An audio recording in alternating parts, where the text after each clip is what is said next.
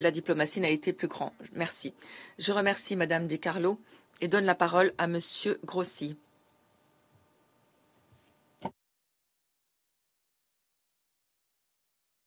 Merci Madame la Présidente, Monsieur le Secrétaire Général, Madame la Secrétaire Générale adjointe, chers amis.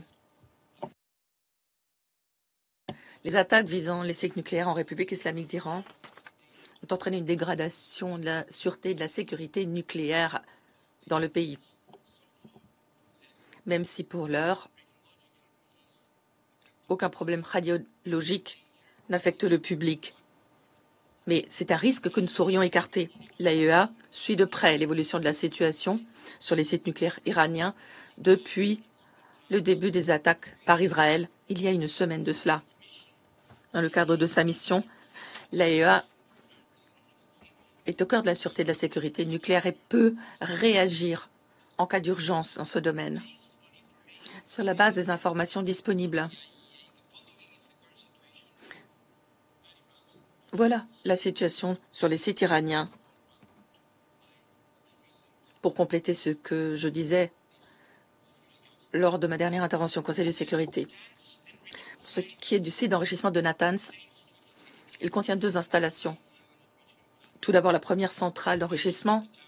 Les premières attaques du 13 juin ont ciblé et détruit les infrastructures électriques sur ce site, notamment une sous-station électrique,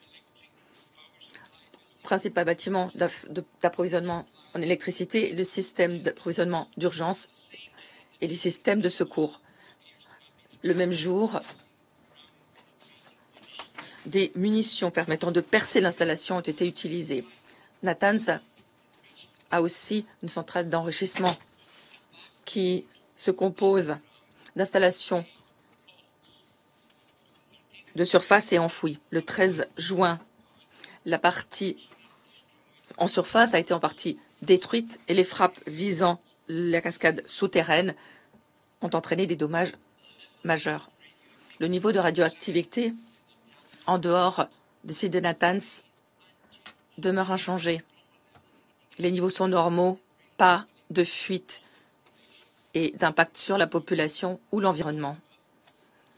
Cependant, à l'intérieur de l'installation de Natanz, nous constatons une pollution chimique des isotopes d'uranium contenus dans l'hexafluoride d'uranium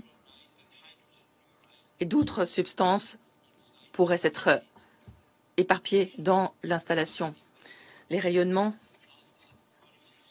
particules alpha principalement, représentent un danger majeur en cas d'inhalation ou d'ingestion.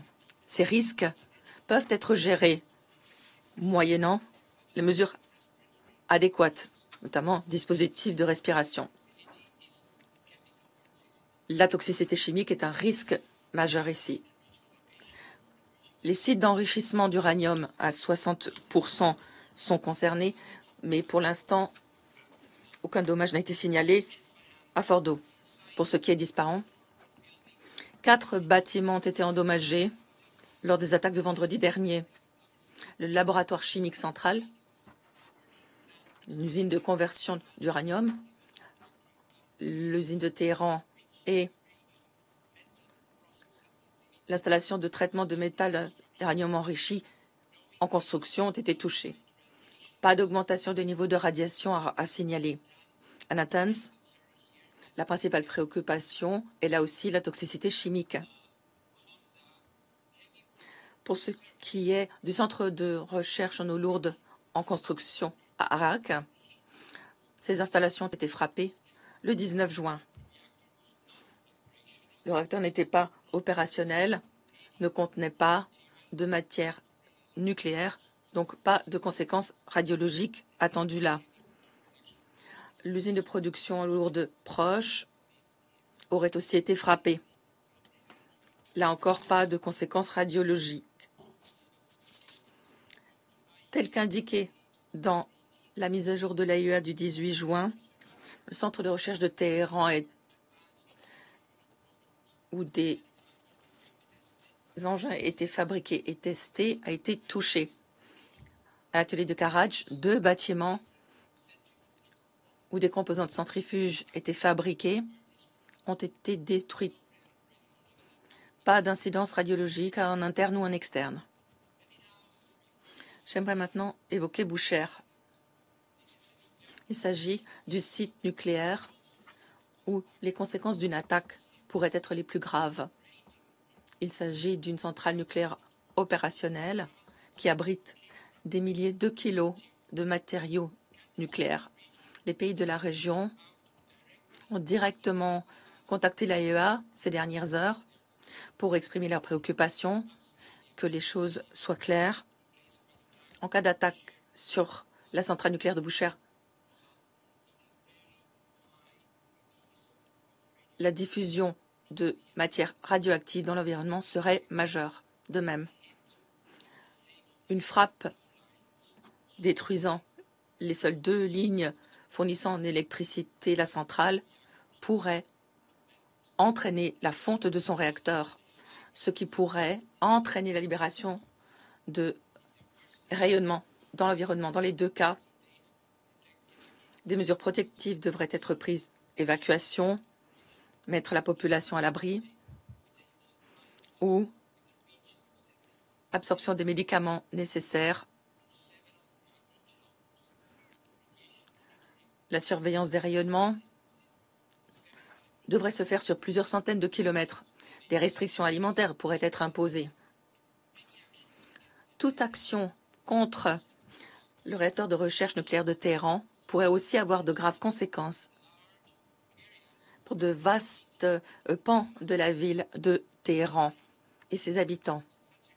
Dans ce cas-là, des mesures protectives devraient être prises. Je continuerai d'informer le public sur l'évolution de la situation sur ces sites pour évoquer les possibles conséquences sanitaires et autres. L'agence, comme Madame la secrétaire générale adjointe le rappelait aimablement, est et restera en Iran. Les inspections vont reprendre telles que prévues par l'accord en vertu des garanties dès que la sûreté et la sécurité le permettront. Dans ce contexte, j'aimerais une fois encore dire que la sûreté de nos inspecteurs est de la plus haute importance. Le pays hôte a une responsabilité assumée en la matière. Nous attendons que tous les efforts soient consentis pour garantir leur sécurité, préserver les canaux de communication avec le siège de l'AIEA. Tel que je le disais dans mon dernier rapport au Conseil des gouverneurs de l'agence et sur la base des inspections menées dans les installations concernées depuis, le stock d'uranium iranien reste visé par les garanties conformément à l'accord signé en la matière. Vous vous souviendrez peut-être que plus de 400 kilos de ce stock constituent de l'uranium enrichi à 60%. Il est essentiel que l'agence puisse reprendre ses inspections dans les plus brefs délais pour fournir des assurances crédibles et confirmer que rien n'a fait l'objet d'un détournement. Il est important d'ajouter que toute mesure particulière que pourrait prendre l'Iran pour protéger ses matières et équipements nucléaires devra l'être conformément aux obligations faites à l'Iran en vertu de l'accord sur les garanties. Par conséquent, il est de la plus haute importance que les inspecteurs de l'agence puissent vérifier que tous les matériaux concernés, notamment enrichis à 60%, soient bien localisés. Par-delà le risque potentiel, risque radiologique, les attaques contre ces produits compliqueraient bien entendu la tâche. Madame la Présidente, l'AIEA n'a eu de cesse d'insister, comme dans ses résolutions, sur le fait que les attaques armées visant des installations nucléaires ne devraient jamais survenir et pourraient entraîner des conséquences radioactives graves à l'intérieur et à l'extérieur de l'État attaqué. Par conséquent, une fois encore, j'en appelle à la plus grande retenue. L'escalade militaire menace les vies, retarde le travail indispensable pour trouver une solution diplomatique, pour parvenir à des assurances à long terme, confirmant que l'Iran n'est pas en train d'acquérir l'arme nucléaire. Madame la Présidente, les inspections, les analyses, l'action des experts techniques sont essentielles pour atténuer les risques en matière de sûreté et de sécurité nucléaire. Cela vaut en temps de paix, mais plus encore en temps de conflit armé. Pour la deuxième fois, en 3 ans, nous sommes témoins d'un conflit dramatique opposant 2 États membres de l'ONU et de l'AEA, un conflit impliquant des attaques visant des installations nucléaires et menaçant la sécurité nucléaire. L'AEA, tout comme dans le cadre du conflit militaire entre la Fédération de Russie et l'Ukraine, ne restera pas les bras ballants pendant ce conflit. Comme je le disais ici même, il y a quelques jours à peine, je suis prêt à me rendre immédiatement sur place, à prendre langue avec toutes les parties concernées pour garantir la protection des installations nucléaires et la poursuite de l'utilisation pacifique de la technologie nucléaire conformément au mandat de l'agence, en déployant notamment des experts en sûreté et sécurité nucléaire, en sus des inspecteurs en Iran lorsque cela sera nécessaire. Pour que l'AEA puisse agir, un dialogue constructif et professionnel s'impose. J'exhorte les membres du Conseil à nous soutenir, à faire en sorte que l'on puisse agir dans les plus brefs délais. L'AEA doit recevoir des informations techniques opportunes et régulières sur la situation dans ces sites. À cet égard, j'exhorte les autorités iraniennes à poursuivre le dialogue avec l'AEA et son centre incident et urgence qui opère 24 heures sur 24 depuis le début du conflit. Les installations nucléaires et les matériaux nucléaires ne doivent pas être pris dans la guerre. Hier, quelque chose d'incorrect a été dit par un représentant israélien aux médias disant que la centrale de Bushehr avait été attaquée. Même si cette erreur a rapidement été identifiée et qu'ils se sont rétractés, la situation nous montre à quel point il est nécessaire d'assurer une communication précise, claire.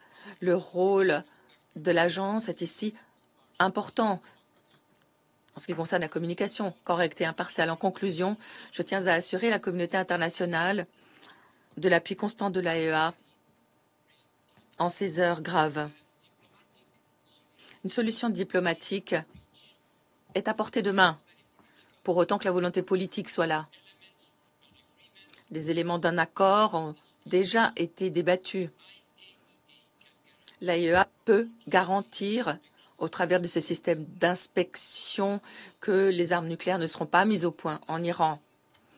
Elle peut jeter les bases d'un accord au long terme, ramenant la paix et évitant une crise nucléaire au Moyen-Orient. Ne laissons pas passer cette occasion.